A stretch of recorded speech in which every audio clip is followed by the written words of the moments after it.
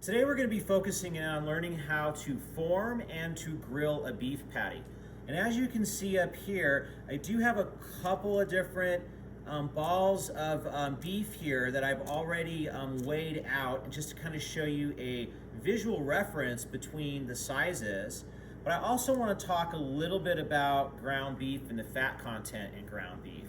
And as you notice when you're at the grocery store, and I'm sure all of you have picked up ground beef before, that there is a different fat percentage in ground beef, anywhere from a 90-10 or an 80-20 or an 80-20 or a 75-25. It just really depends on how lean you would like your burger meat to be, and so you have those options. Now, what we have here today is actually ground bison.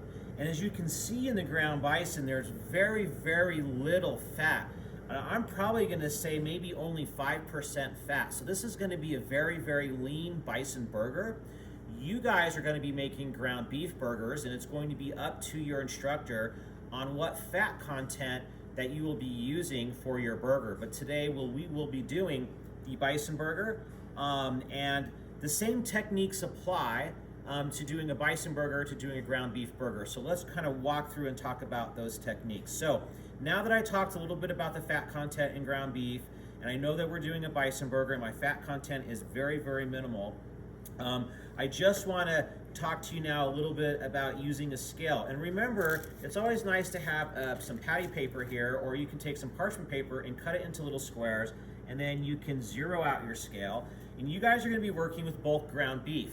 So what you want to do is, depending on your instructor, you're probably going to be making an 8-ounce burger. An 8-ounce burger is going to be a half a pound. And I wanted to show you the difference between an 8-ounce burger and a 1/4 pound burger. This is 4 ounces, which is a 1/4 pound, and 8 ounces is a half pound burger. There are also a 1/3 pound burger and 3/4 pound burgers as well. But we're going to just focus in on the 1/4 and the half pound. You guys will be cooking a half pound burger. Now what's really important is, again, you just want to scale it out, grab your ground beef, and you just want to make sure that you're consistent with your sizing, and you're going to weigh out about 8 ounces here.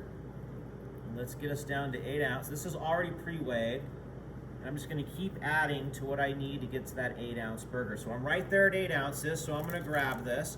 I'm going to move this out of the way, put that back in the refrigerator. I'm going to get rid of this patty paper here, and now I have my 8 ounces.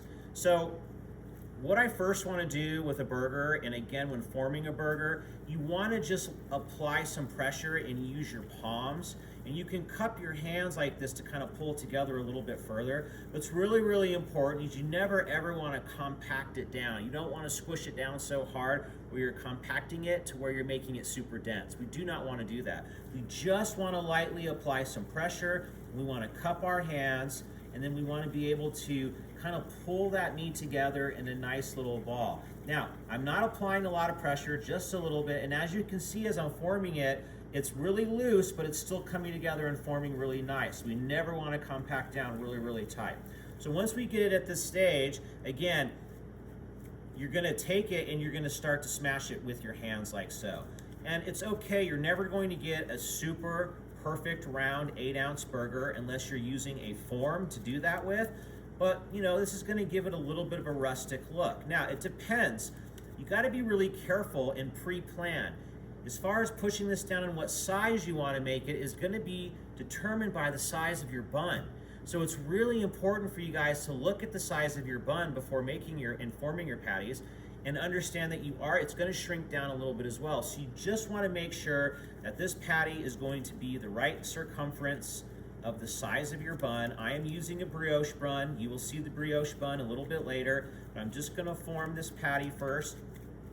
And I already know the size of my brioche. And it's okay to have that meat stick out from the bun just a little bit, because it gives it a really nice appearance. Again, I'm just lightly pushing this down to get to the thickness I want for the size of my bun. And I'm going to have some divots here, which is fine. I'm going to come in with my fingers and try to round this off as much as possible. And I'm going to keep working this until I have that right size. So this is looking pretty good to me right here. So I'm going to take a piece of patty paper, And I'm gonna lay this right on the patty paper. Again, I can use my fingers to kind of even it out and push it down on the patty paper, because then I can just use the patty paper and pull it right off of the grill when I lay my burger on the grill. So I'm gonna go ahead and put this one off to the side. So there's one. And I'm gonna take this one here, since this is 8 ounces as well, and show you the same process. Lightly cupping it until it forms together. We don't wanna compact it.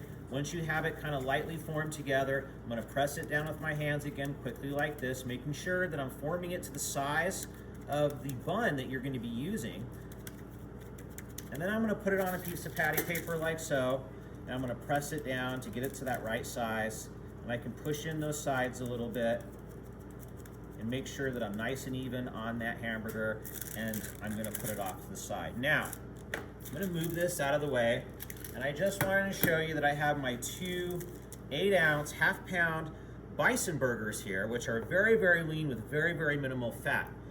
Because they are lean with minimal fat, I like to, with bison burgers, I take just a little bit of fat with just a little bit of olive oil. I'm gonna brush over the top.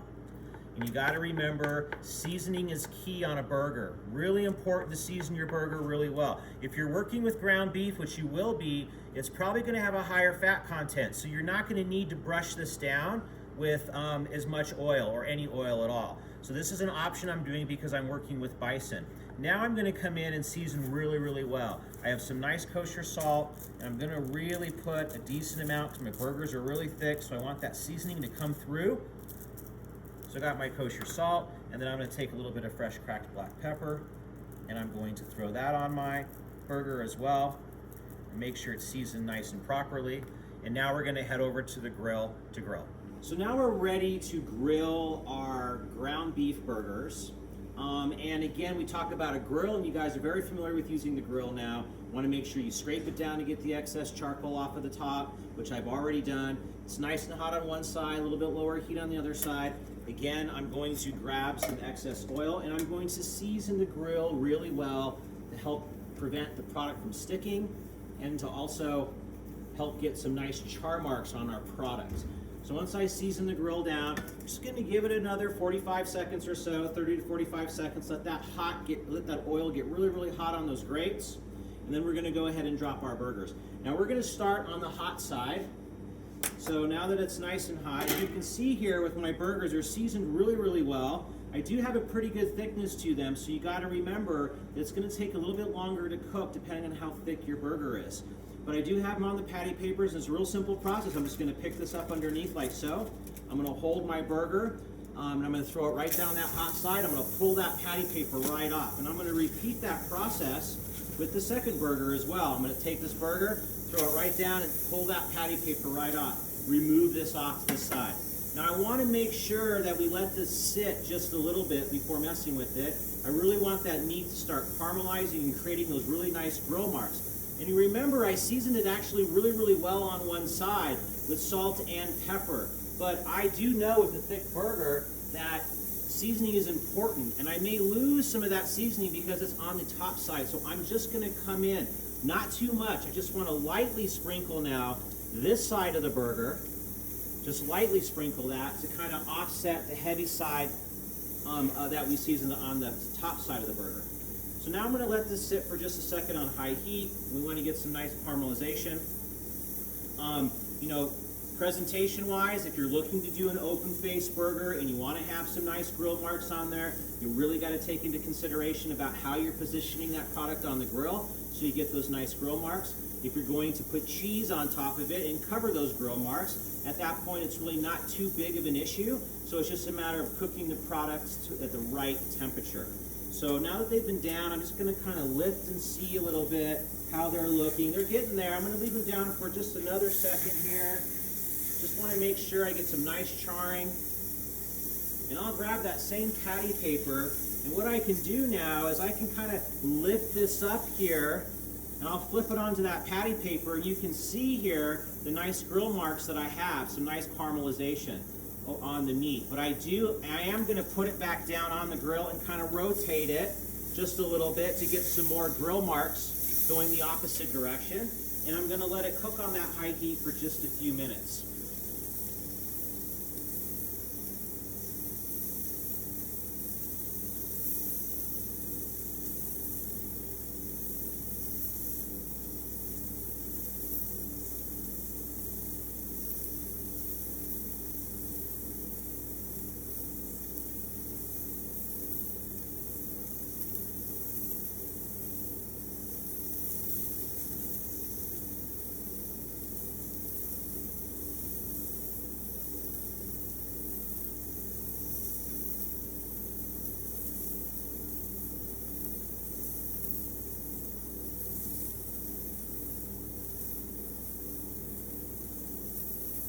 now that I've turned them a little bit and they've been cooking for a couple of minutes on each side, I'm gonna go ahead and flip these bison burgers, and I'm gonna keep them on the hot side to start off. I wanna sear the other side of that meat, just start to caramelize it so all those great juices stay inside as the burger cooks. So again, another 35 to 40 seconds on the hot side, and then we're going to move them over to the lower side to let them cook just a little bit lower so that we can reach that medium rare range of 130 to 135 degrees. Now, really important on a bison burger, to overcook a very lean piece of meat, you have to be very, very careful. So usually on a bison burger, you'd want to cook it to medium rare. About 130 is when I would temp it and pull it off the grill.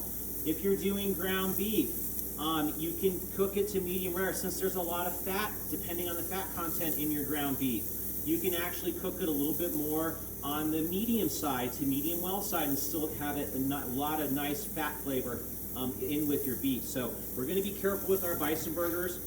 We're going to cook them to medium rare, about 130 to 135. I'm assuming your instructor is going to have you cook your burger to 130 to 135, which is medium rare. They may even let you go as far as medium, which is 135 to 140. So now that they've seared a little bit, I'm going to move them over to this side of the grill, and I'm going to let them cook a little slower. This side of the grill is probably turned down to heat level about halfway compared to this side, which is super hot. Now we're just going to let these cook nice and slow, and we're going to use our thermometer. We're going to check it. We want to cook it to about 130 to 135 degrees. So I've been flipping these burgers a couple times just to make sure they cook properly, evenly throughout the burger. And you can see it plumped up just a little bit. And I'm right there at about 130 degrees. I've temped the one back here and I'm right about 130. At this stage, I want to hit that medium rare, so we're right there. I just want to grab a piece of cheddar cheese. Now you guys are probably going to have different cheese to utilize, so it's going to be up to you on what cheese you want to utilize, or if your chef is going to require to use a specific type of cheese. But again, right when you're about 5 minutes out of the correct temperature, I like to put my cheese on there and let it slowly melt. And once it melts, we're going to go ahead and take this off. Now the cheese has been on for probably about 2 to 3 minutes and it's really starting to melt. I've turned my grill off. I am going to remove them from the grill because they're at that 132 to 135 range. I'm going to remove them from the grill and just let them rest for a few minutes, and then we're going to get prepared to put it together.